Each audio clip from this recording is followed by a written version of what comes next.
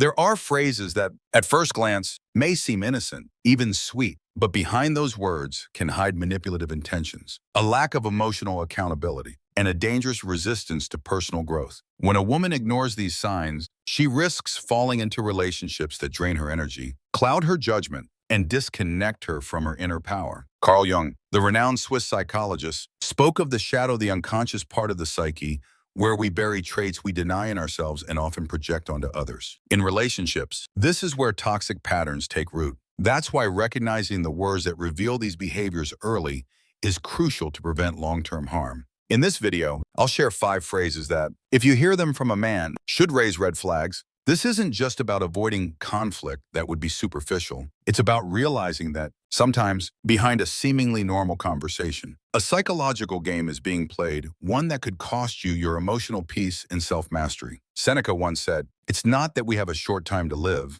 but that we waste much of it. And often, we waste it on people who don't deserve it." So pay close attention, because each of these phrases carries a deeper, more dangerous root. Ignoring them could lead you into a draining relationship where you lose your focus, your self-worth, and, most importantly, your connection to yourself. And believe me, no woman who respects herself, who has worked hard for her peace and discipline, should tolerate these dynamics. Stay with me until the end, because beyond helping you spot these phrases, I'll show you how to respond with strength, emotional intelligence, and without losing your center. Let's begin. The first phrase, "You have to accept me as I am." At first, it may sound like a statement of authenticity, even vulnerability. But be careful. When a man uses this line to justify harmful behavior, it becomes one of the most common and dangerous red flags. Carl Jung taught us that self-knowledge is the beginning of all wisdom. But he also made it clear that a true growth begins when we stop making excuses and start integrating our shadows. When someone hides behind,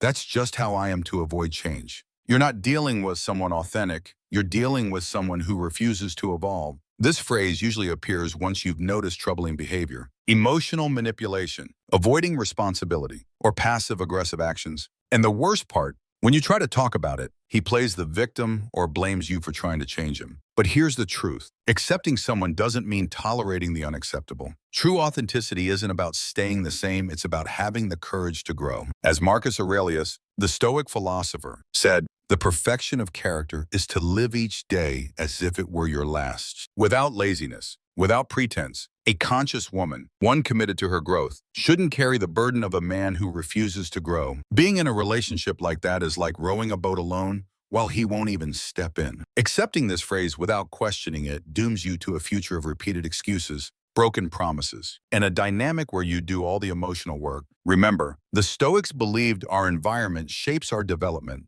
If the person you share your life with doesn't help you grow, they're holding you back. So, the next time you hear this phrase, don't be fooled by how deep it sounds. Ask yourself, is he really willing to look inward? Or is this a sophisticated excuse to avoid change? Because if his words hide constant resistance to growth, denial of responsibility, and a defensive attitude toward improvement, you're looking at a pattern that will only get worse over time. That's where it gets serious. Accepting that phrase is just the beginning. After that comes subtle but destructive behaviors. You'll slowly find yourself trapped in a dynamic where you're the one adjusting, sacrificing, and making space while he stays exactly the same. Protecting your peace isn't selfish, it's self-care. You're not here to save anyone. You're here to share your life with someone who also wants to grow, who recognizes their flaws and has the courage to work on them, just like you do every day. Someone unwilling to change doesn't just stall their own growth, they hold back yours. Stay true to your values and act with integrity, even when your emotions beg you to stay, because what comes next is even more delicate.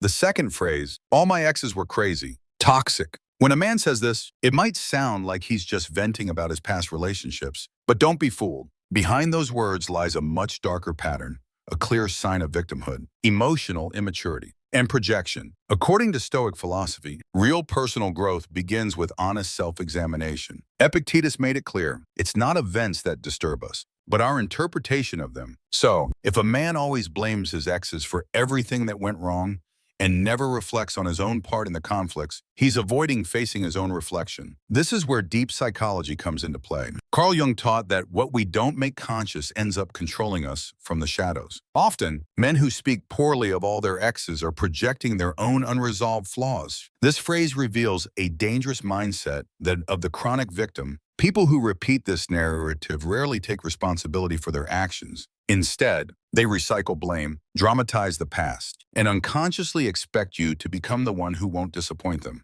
But beware, no one escapes their shadow unless they're willing to face it. The real question is it truly possible that all his exes were toxic, or is there a pattern he refuses to acknowledge? A conscious woman who knows her worth and has learned not to betray herself must ask this question seriously. Jung said, "What we deny submits us." Being with someone who doesn't recognize their emotional responsibility is like building a house on sand. No matter how hard you try to create a healthy relationship, he'll keep acting out the same unconscious script. And the worst part, sooner or later, the story he tells about his exes will be told about you, because someone who needs to play the victim will always find a new person to blame. Being in such a relationship is like rowing a boat with a leak, no matter how much love you pour into it. It will always be sinking. This is where emotional discipline is essential. Look beyond the words. Ask yourself, has he ever spoken about what he did wrong in past relationships? Or is his story only about what was done to him? If he's never taken responsibility before, why would he now? Remember, it's not your role to be anyone's therapist. You're not here to patch up broken men who don't want to heal. You're here to share your journey with someone who walks beside you, not someone who drags you into theirs. And speaking of emotional manipulation,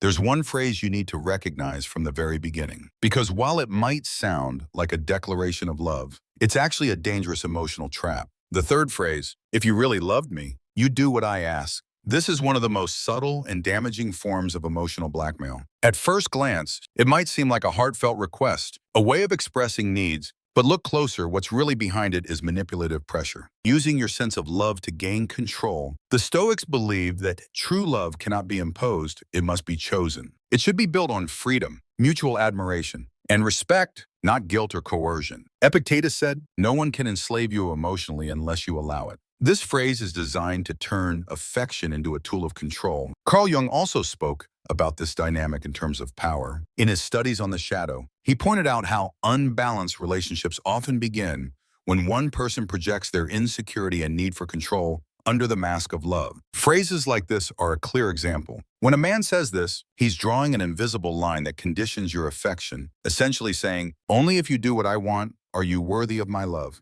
That's not love. It's emotional manipulation in disguise. An emotionally mature woman must distinguish between a healthy request and a demand in disguise. Giving in to this phrase may seem like an act of love in the moment, but over time, you start losing parts of yourself, your authenticity, your boundaries, your personal power. The most dangerous part, the more you give, the more the demands grow. At first, it's just a test of love. Then it becomes a routine of emotional submission. And eventually, you're no longer sure if you're acting out of love or fear of losing him. These phrases don't build relationships, they slowly destroy them. So, if you find yourself in a conversation where someone makes you feel guilty for setting boundaries, for defending your time, your voice, or your way of thinking, pause. You're dealing with someone who confuses love with possession. You're not here to please anyone at the cost of yourself. You're here to build a relationship where you can grow, express yourself, and be you without conditions. When a man says, "If you really loved me, you'd do what I ask,"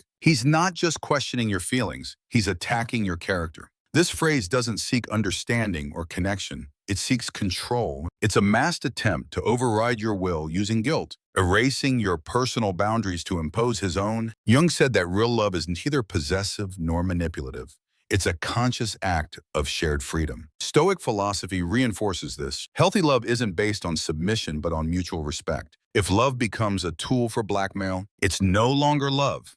It's power disguised as tenderness. Giving in to this emotional blackmail not only erodes your self-discipline, it leaves deep wounds in your self-esteem. A woman who has worked on herself, who knows her worth and values her inner truth, must not betray what she knows is right just to avoid conflict. Every time you give in against your will, you distance yourself further from who you truly are. And the most dangerous part, if you allow it once, the tactic will be repeated. First, it's a small request, then a bigger demand. And one day, without realizing it, you're living according to someone else's desires instead of being the main character in your own life. The response, as any Stoic or follower of Jung's teachings would say, is simple yet powerful. Stand firm in your center. Act according to your principles, not the fleeting desires of someone who doesn't respect your boundaries. Someone who truly loves you doesn't need to guilt you into compliance. They listen to you, understand you, and even in disagreement, They respect you. It's far better to face an uncomfortable but honest conversation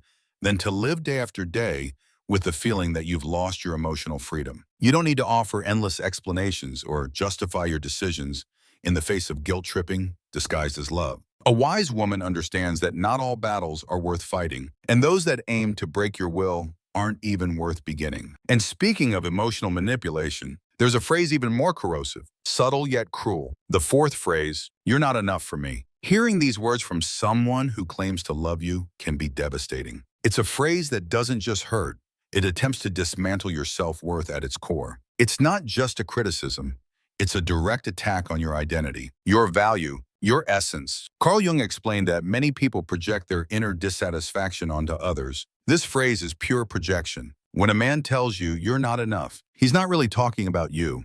He's talking about his own emptiness, his distorted expectations, and his constant need for control. He's trying to make you feel small, so you become dependent on his validation. Stoic philosophy reminds us that our true worth doesn't depend on the judgments of others, but on our virtue, our actions, and our inner coherence. Marcus Aurelius said it clearly, "Do not let another man's soul rule over yours." That's exactly what this phrase tries to do.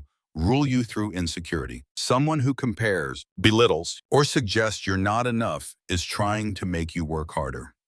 Not out of love, but to earn their approval. And in that game, you will always lose because the goalpost keeps moving. Today, you're not enough for one reason.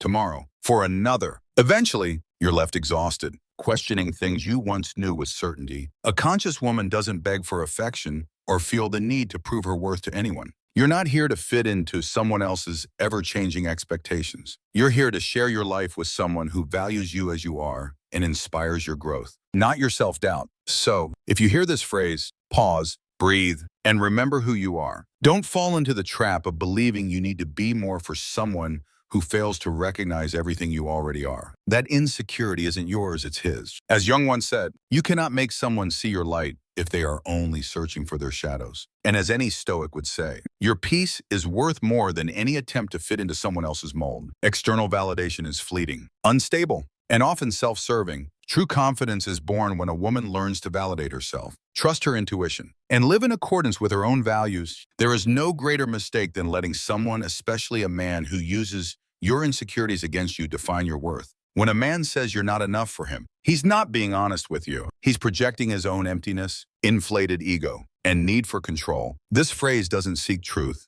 It seeks to subject your mind and self-esteem to constant judgment. And spoiler, that judgment will always be unfair. Jung explained that what we do not make conscious becomes our fate. If you don't catch these comments early, you may find yourself trapped in a relationship where you're constantly trying to prove your worth. And in that struggle, you forget who you are. The Stoics taught that no external opinion has power over you unless you give it permission. Marcus Aurelius put it powerfully, do not let another's soul rule over yours. If a man insists on making you feel inadequate, the wisest choice isn't to stay and prove him wrong. It's to walk away with dignity and without hesitation, not out of pride, but out of self-respect. Emotional discipline means not allowing empty words to destroy what you've worked so hard to build your confidence, your clarity, your freedom. As Seneca said, the greatest power is self-mastery. And that mastery begins the moment you decide not to accept emotional crumbs disguised as constructive feedback. If you hear this phrase, take a deep breath, stand tall, and remember, the real problem is not in you. It's in his need to feel superior at the expense of your self-worth. Walk away, knowing your value is not measured by anyone's standards, especially not by someone who can't see your greatness. And now we arrive at the last phrase, possibly the most dangerous of all. Do whatever you want, said with a passive-aggressive tone. If a man says this with irony, coldness, or resentment, he's not giving you freedom. He's setting an emotional trap, trying to make you feel guilty for making your own decisions. He's not relinquishing control. He's disguising manipulation as permission. Carl Jung spoke of the hidden ways people manipulate from their shadow. This phrase is a perfect example. He's not saying what he truly feels or thinks, but he expects you to guess. And if you don't, then come the guilt, the drama, or the reproach. Stoic philosophy teaches that healthy relationships are built on clear and direct communication. Seneca summarized it perfectly. Speak in a way that your words don't require interpretation. When someone speaks to you in riddles with double meanings, they're not communicating, they're emotionally manipulating. These phrases place you in a constant state of uncertainty. You find yourself trying to interpret, to please, to avoid negative reactions until you realize you're living according to their emotions, not your own. Bit by bit, your peace of mind erodes. A woman who has developed emotional intelligence should never play that game. The best response to a phrase like, do whatever you want, is literal action. So do it without fear, without unnecessary explanations, without falling into their emotional web. That single act breaks the cycle of manipulation and forces the other person to either grow up, be direct, or sit alone in their passive-aggressive silence, because you're no longer available for emotional games. Both Carl Jung and the Stoics agree that living with clarity and authenticity is a path to true freedom. That freedom begins the moment you stop reacting and start choosing. Choosing your words, your boundaries, and who deserves your energy. Responding with clarity or walking away from a conversation laced with ambiguity isn't cold, it's emotional intelligence. It's a way to break the manipulative cycle and draw a clear line that says you won't allow anyone to toy with your emotions. The Stoic attitude toward these situations is simple and powerful. Don't try to decode what someone doesn't have the courage to say directly. Ambiguity is a tool of control, and a conscious woman, just like a Stoic man, will always choose clarity, consistency, and inner freedom. Stay true to your decisions, act with firmness, and never forget, a man who truly wants to be with you doesn't need to manipulate you, speak in codes, or provoke emotional confusion. Healthy love doesn't hide behind games, it shows up with transparency. Inner peace is built when your thoughts, words, and actions are in harmony. As we've seen throughout this video, those phrases that might seem harmless at first are often clear warning signs. Signs that, if not recognized in time, can lead you into relationships that drain your energy, your focus, and your very essence. Stoic philosophy and Carl Jung's deep psychology invite us to look beyond the words, to see the pattern, not just the moment, and to protect our emotional stability with wisdom. Because it's not about judging others, it's about protecting yourself and choosing relationships that align with your growth, your values, and your inner truth.